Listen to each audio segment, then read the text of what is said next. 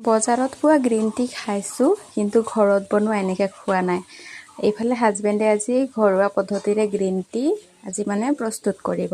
তো ফ্ৰেণ্ডছ আহকচোন আপোনালোককো দেখুৱাওঁ হাজবেণ্ডেনো কেনেকৈ বনাব। এইফালে পানীখিনি মানে উতল অহাৰ লগে লগে ইয়াত দি দিছে, এয়া কেৰাহীখনত দি দিছে পানীখিনি। তাৰপিছত 1 পৰা 2 মিনিটৰ ভিতৰতে এইখিনি মানে উলিয়াই দিব লাগিব। এয়া দেখিছেনে ফ্ৰেণ্ডছ, পানীখিনিৰ পৰা গোটেই পাতখিনি ইয়াত টুকি দিছে এয়া। আৰু এনেকৈ ফুটা ফুটা চৰিয়াটো ল'লে পটককৈ পানীখিনি তলফালে নিগৰি যাব এয়া। তো গোটেইখিনি টুকি লৈছে এয়া দেখিছেনে ফ্ৰেণ্ডছ। তো ময়ো চাম আজি কেনেকুৱানো বনাব। তাৰপিছত এয়া কিছু সময়ৰ পিছত এয়া ডলাত চব এনেকৈ আদা মঠা লেখা মাখি আছে এয়া মানে খচি আছে, কিন্তু বহুত মানে ভৰ দি আৰু এনেকৈ মাঠিব নালাগে। অলপ অলপকৈ এনেকৈ মানে ৰাউণ্ড ঘূৰাই দিছে, মানে অকণ পানীখিনি যাতে শুকাই যাব এয়া।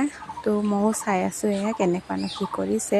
এয়া ডলাত লৈ লৈছে দেখিছেনে ফ্ৰেণ্ডছ। প্ৰথমতে এনেকৈ মানে ফেনৰ বতাহতে শুকুৱাব লাগে। এইফালে ফেনৰ তলতে বহি লৈছে। তাৰপিছত পাৰিলে এনেকৈ অকণমান ৰ'দত মেলি দিব লাগে এনেকৈ। এয়া হাতেৰে যেনেকৈ মলি ল'লে, মলি লোৱাৰ পিছত এয়া এনেকৈ হৈ গ'ল দেখিছেনে ফ্ৰেণ্ডছ। কুমলীয়া পাতখিনি কিন্তু অকণো ভাঙি যোৱা নাই। কিছু সময়ৰ পিছত এনেকৈ ৰ'দত দি দিছোঁ। ৰ'দত দিয়াৰ পিছত ইয়াৰ কালাৰটো এয়া এনেকৈ হৈ গ'ল। এয়া মানে একেবাৰে খৰখৰীয়াকৈ শুকাই দিব নালাগে, এয়া কিছু সময়ৰ কাৰণে দিছিলোঁ। আৰু এয়া দেখিছেনে এনেকুৱা হৈ গ'ল। এয়া আমাৰ মানে ঘৰুৱা পদ্ধতিৰে তৈয়াৰ কৰা গ্ৰীণ টি। এয়া দেখিছেনে ফ্ৰেণ্ডছ। তো খাই চাইছিলোঁ, খায়ো কিন্তু ভাল লাগিলে।